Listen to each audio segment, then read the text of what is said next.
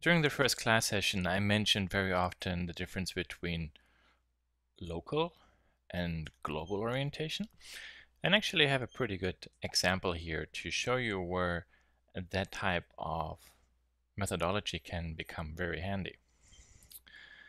So let me actually hide those. By the way, hiding an object is H and unhiding is Alt H. So H, Alt H. And my remote control, I would like to have a slight arc over the surface like this. Okay. And now those buttons, maybe I move up a little bit like this. And those as well. Okay.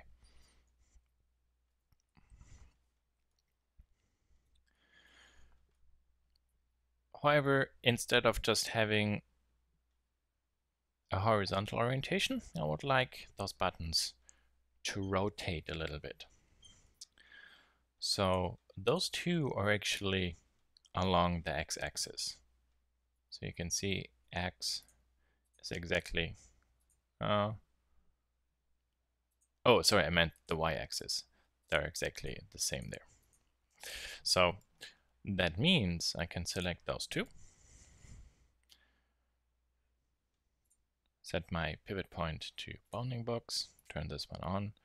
Maybe I can click rotate and I can zoom in and then maybe eyeball this a little bit. And the lower left corner of my screen, you can see my rotation value, maybe 7.22.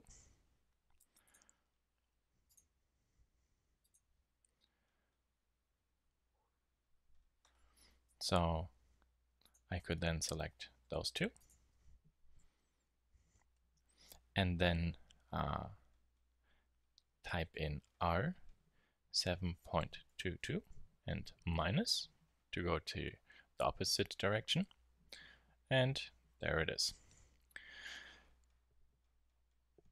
But I noticed that now those corners are a little bit higher than this corner. So to visualize this, for example, if I move this one up,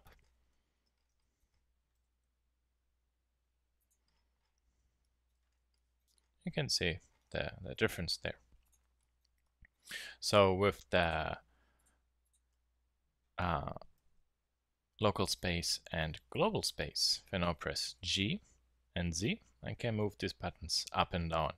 If I press Z a second time, you can see that actually I can move all buttons at the same time up and down along their own object orientation. And that is, for example, why I would not go in and in edit mode rotate the mesh, but only do that in object mode. Because if I would have to work and change the mesh of the button, I could simply reset all my rotation values. And you see then it's straight and it's a horizontally, vertically, perfectly lined up object. And it will be very easy to model.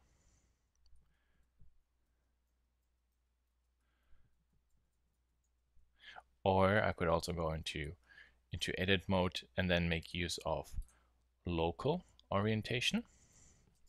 And then in here, move the mesh along its own local space.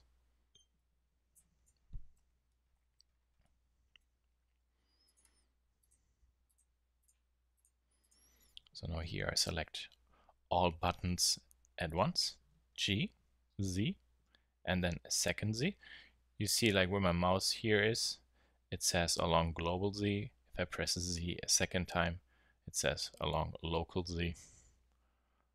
There, now I can sync them all in.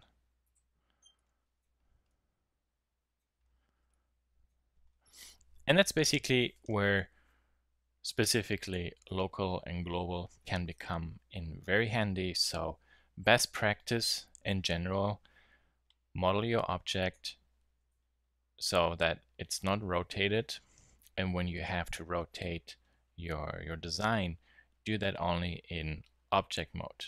Don't do that in edit mode.